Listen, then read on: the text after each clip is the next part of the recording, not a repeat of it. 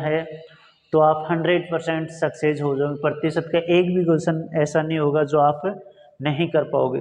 अगर आपको प्रतिशत आता है तो प्रतिशत के आधार पर आप औसत ज्ञात कर सकते हो, प्रतिशत के आधार पर आप सिंपल इंटरेस्ट ज्ञात कर सकते हो, प्रतिशत के आधार पर आप चक्रवर्ती ब्याज कंपाउंड इंटरेस्ट ज्ञात कर सकते हो। यानी सब की बेसिक नींव है वो प्रतिशत होना चाहिए। अच्छा, ये प्रतिशत क्या होता है? तो प्रतिशत दो शब्दों से मिलकर बना हुआ है। दो शब्द है प्रतिशत में, प्रतिशत दो शब्दों से मिलकर बना हुआ है। पहला है प्रति और दूसरा है शत। प्रतिशत दो शब्दों से मिलकर बना हुआ है प्रतिशत।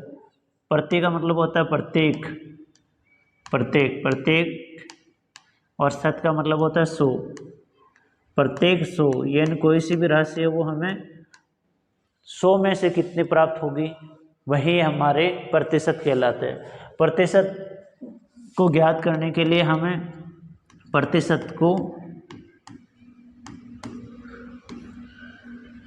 ज्ञात करने के लिए कुछ प्रतिशत का भिन्न प्राप्त होने, भिन्नों का मान ज्ञात होना चाहिए।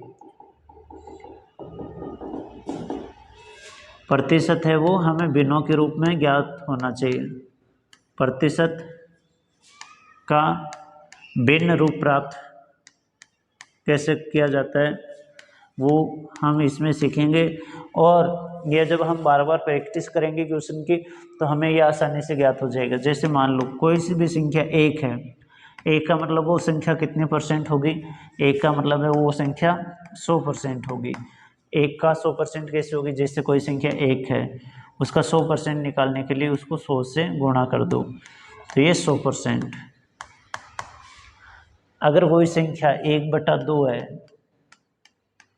तो उसका मान कितना होता है?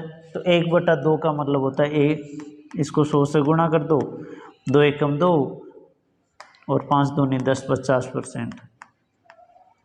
तो 1/2 का मतलब हो गया 50%। किसी भी संख्या को प्रतिशत निकालते हैं तो उसको 100 से गुणा करते हैं।